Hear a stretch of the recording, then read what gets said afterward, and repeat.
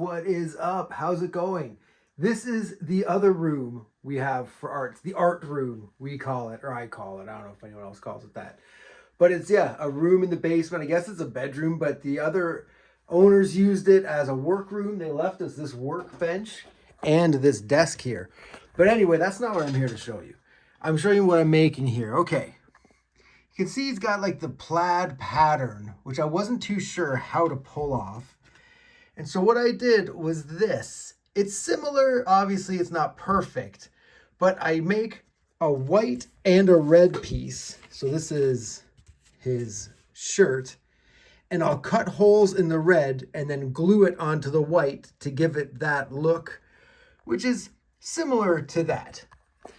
And so that's how I'm pulling that off. I hope it looks good. We'll find out in a little bit, I guess. Here we go. So I realized I kind of messed up that arm. As I was looking at the video I just made for you guys, and I was like, wait, that doesn't quite look right. And so for the jacket, I made it more of this pattern than just holes taken out of it.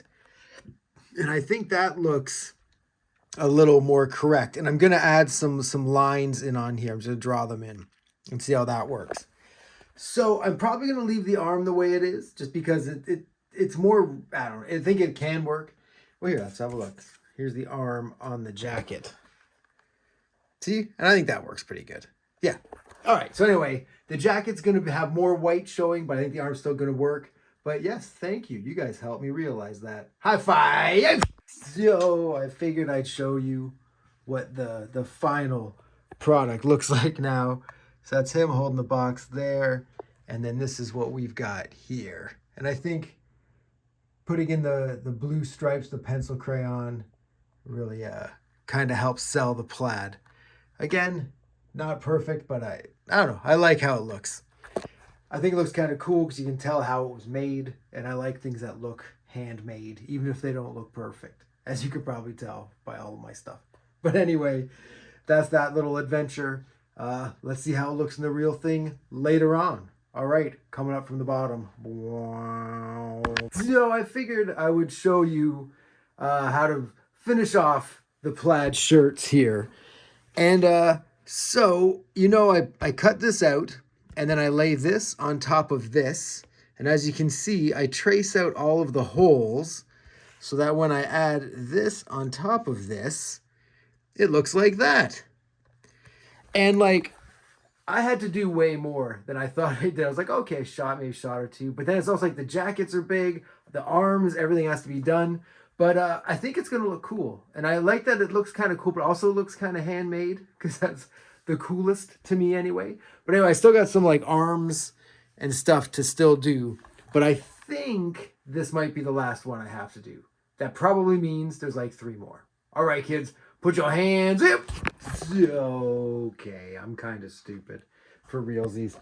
Okay, check this out. So I made this, and I'm pretty stoked with how this looks, right? Looks pretty cool. And then I realized he's got these coveralls on. Boom.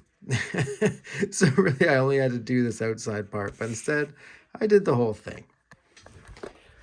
I don't even know why I didn't even think of that. I knew that the coveralls were there, but I think I just got in the zone of cutting it, and I wanted to make sure it looked natural or something, and stupid idiot. But I learned from this to always kind of think of the bigger picture before I start wasting lots of time cutting things.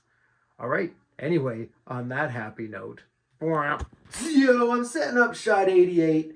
And this is a clear example of past Paco looking out for future/present Paco. And here's the shot anyway. So I'm like, okay, pretty cool. He hardly moves. He just turns his head in it. But I've got all these pipes and stuff in the background. I was like, ugh, that's going to be time consuming to make. And then I dumped out the bag, and all of the pipes are already made and ready for me to set up. So all I've got to do is set the shot up and start animating. And like I said, he hardly moves. He just turns his head. Awesome. Super stoked. Past Paco. You're really generous, aren't you? Here we go, kids. Shot 80. Whoop. Yo, all right. We got shot 88 ready to go. I got to say, those pipes came in handy. Look at them. Oh, look beautiful. They look beautiful. And you might notice I have a whole bunch of Lego with this on top. And that's because at the end of the shot, you get these legs running in like 2 or 3 frames. So I had to get them up high so they'll be out of focus. You can kind of see them there a little bit. And yeah, I think this is going to be a pretty quick shot again, hopefully. And that'd be awesome. Get another shot done. That'd be... All right, kids, let's see what we get. Put your hands in. I believe in us. Whoop! This was another one where I really wanted to make it look detailed. And I think from here on out, it really does. Like, especially in like his shirt, you can see the detail that goes into the plaid and everything. And although there wasn't a lot of movement in this part of the shot, I just really wanted to make it look as cool as I could. Yo! All right, shot 88 in the books. Pretty super stoked about it. All right, let's check it out.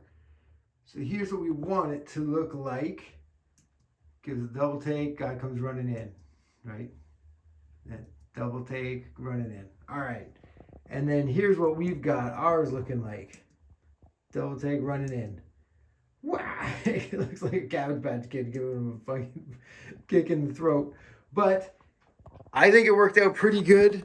The double take, there's a big jump between the first position and the second position, and maybe I should have put one more in there. Good to know. Put that in the old memory banks for later. And all right, kids, here we go. Shot 89.